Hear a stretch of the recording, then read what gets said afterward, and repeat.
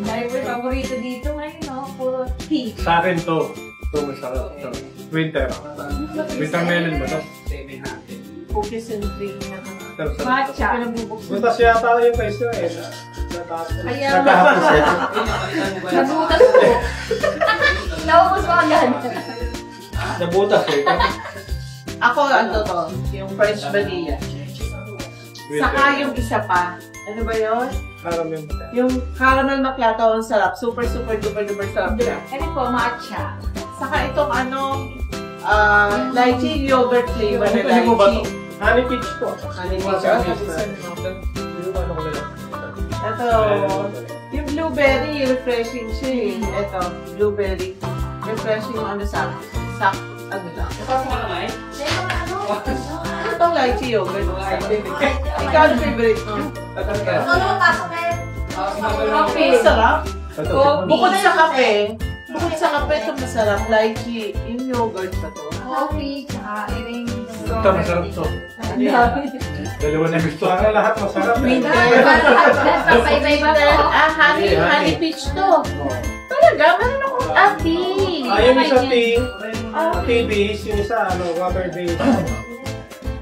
Strawberry. Ayaw mo pag TV. Kaso sa ito, water Mas base. okay kasi yung mga creamy. Parang pangbata. May bata pa muna. Ito na lang yung isa. Yung cookies and cream test. Tikman mo. Sarap-sarap. Ang dami. At least may taga-ubos tayo. Dalawa na. Oo yan, lakas ko na yun. Dami. Isang may strawberry. Ubusin mo yan. Titik mo pala. Titik mo pala. Sulit na po ba sa 20 pesos yung lasa? Eh, sulit siya. Mas masarap to. Tignan mo to.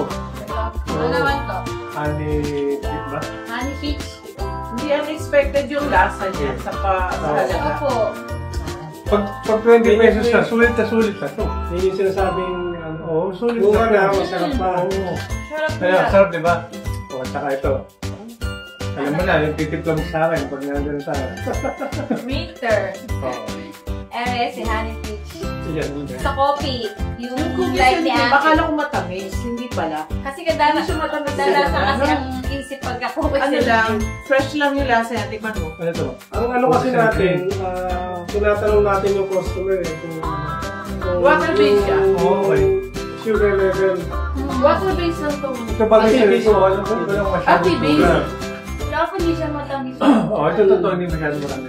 Ate Karamihan base. po ng natitikman ko mga milk tea na ano tawag doon yung mga Matamis na. slice na hindi matamis. Puro tamis Yung lang parang talaga. matamis po namin to sa ano sa Barrio. barrio. Hindi po. Basta po yun. Pero masarap talaga. Yung coffee niyo masarap. Masinuyan pa ko ng anak ko ng ano, milk tea.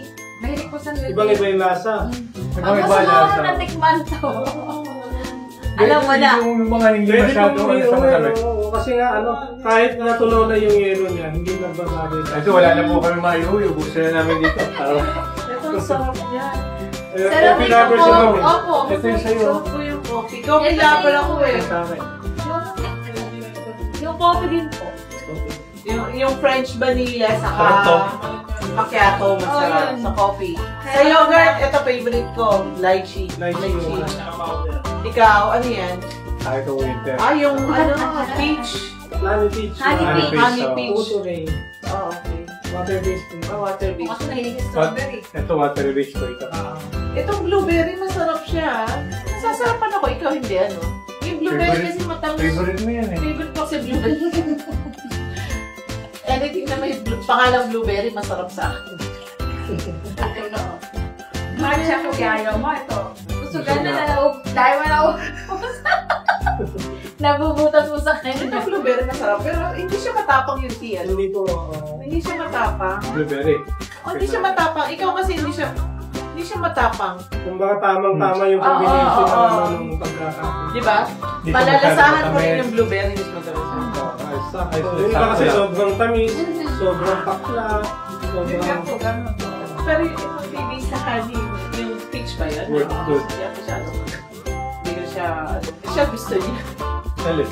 Ito yung Ano ba? tea. Hindi, yung isa. Ano Ubus po? mo na pa? Dalawa na yung ubus mo? Sabi ka lang. Naubos ko, alam mo na yan, masarap talaga. Ano ba fan? Ano to?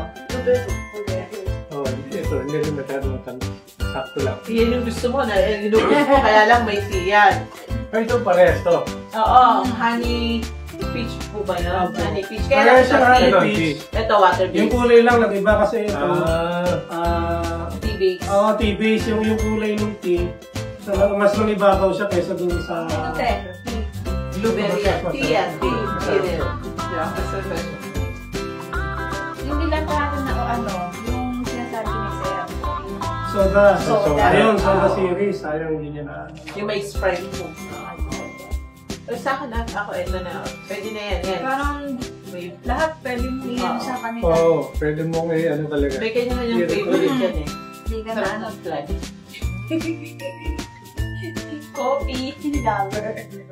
Bali yung activity natin, nagkakanap tayo ng free product tasting para sa mga gustong pumasok ng mag-avail ng franchise. Ang location mo nyo saan po? Sa Malolos po. Malolos, Bulacan. Hopefully, maabot na tayo.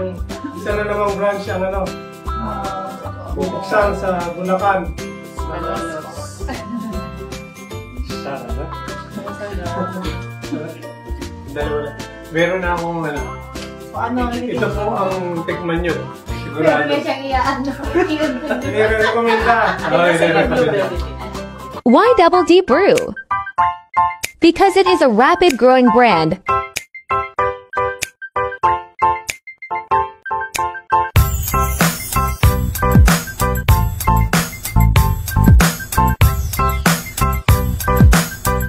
Multi-award winning brand.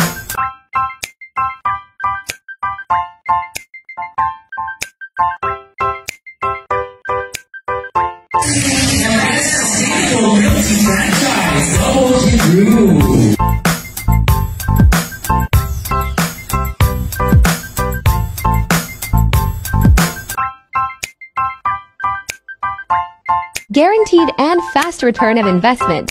Premium Taiwan milk tea and lowest price by one tick one milk tea in town. Franchise now.